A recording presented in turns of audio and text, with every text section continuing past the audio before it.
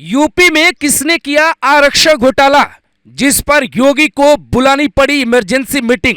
Supreme court से high court तक उठे सवाल, किसने किया बाबा साहेब के संविधान का अपमान। ओबीसी को 27 में से सिर्फ 3% आरक्षण ही क्यों। सरकारी नौकरी में किसने रचा बहुत बड़ा खेल।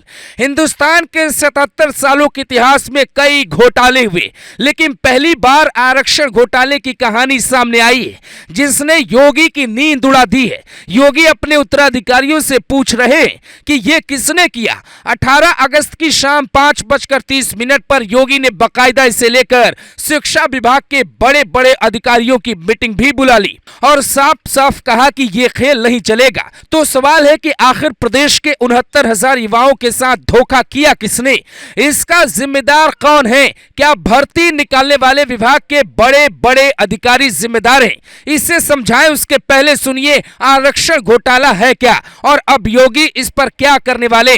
अखिलेश यादव जब मुख्यमंत्री थे तब उन्होंने 1,37,000 शिक्षा मित्रों को सहायक शिक्षक का दर्जा दे दिया। यह केस जैसे ही सुप्रीम कोर्ट पहुंचा, सरकार ने फैसले पर रोक लगा दी। वापस से सारे शिक्षक शिक्षा मित्र बन गए। सुप्रीम कोर्ट ने 1,37,000 भर्ती निकालने का आदेश योगी सरकार को दिया। सरकार ने 2 चरणों में भर्ती निकाली। पहले चरण में 68,500 और दूसरे चरण में 69,000 पदों के लिए भर्ती निकाली। सवाल दूसरे चरण की भर्ती पर उठे। साल 2019 में हुई भर्ती को लेकर यह कहा गया ओबीसी वर्ग को 27 में से सिर्फ 3.86% आरक्षण मिला, जबकि अनुसूचित जाति को 21 में से 16.6% ही आरक्षण का लाभ मिला। कुल 19,000 सीटों का घोटाला हुआ। आरक्षण का समर्थन करने वाले लोगों का यह आरोप है कि अगर कोई ओबीसी कैटेगरी का लड़का सामान्य कैटेगरी के लड़के से ज्यादा नंबर लाता है तो फिर उसे आरक्षण का लाभ नहीं मिलेगा। अब यह नियम किसने बनाया, कैसे इतनी सीटों पे खेल हुआ, यह जांच करना योगी सरकार का काम है, क्योंकि इलाहाबाद हाईकोर्ट ने साफ साफ कहा है कि आपको दूसरी मेरिट लिस्ट बनानी होगी। ये वाली लिस्ट रद्द कर दी जाएगी, जिसके बाद सीएम योगी ने शिक्षा विभाग की बैठक बुलाकर साफ आदेश दिया कि अदालत के आदेशों पर विचार करें। लेकिन सवाल यह है कि जो लोग भर्ती के बाद से नौकरी कर रहे हैं उनका अब क्या होगा। फिलहाल योगी सरकार के पास 2 विकल्प है, पर दोनों में आगे कुआं पीछे खाई वाली स्थिति है। पहला विकल्प है मेरिट लिस्ट रद्द करने का, लेकिन सरकार ने अगर मेरिट लिस्ट रद्द कर दी तो फिर हजारों शिक्षकों की नौकरी पे खतरा मंडराने लगेगा।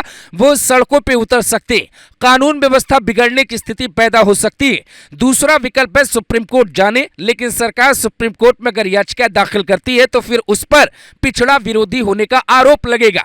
चंद्रशेखर से लेकर मायावती और अखिलेश यादव तक ताक में है कि योगी सरकार की छवि पिछड़ा विरोधी कैसे बनाई जा सके। लेकिन ओबीसी के बड़े चेहरे और डिप्टी सीएम केशव प्रसाद मौर्य ने यह साफ कर दिया है कि योगी सरकार पिछड़ों और दलितों के हित में फैसला लेगी। यहां तक कि सीएम योगी की मीटिंग के बाद एक लेटर भी सामने आया, जिसमें साफ साफ लिखा था कि सीएम योगी का साफ आदेश है किसी भी अभ्यर्थी के साथ अन्याय नहीं होना चाहिए।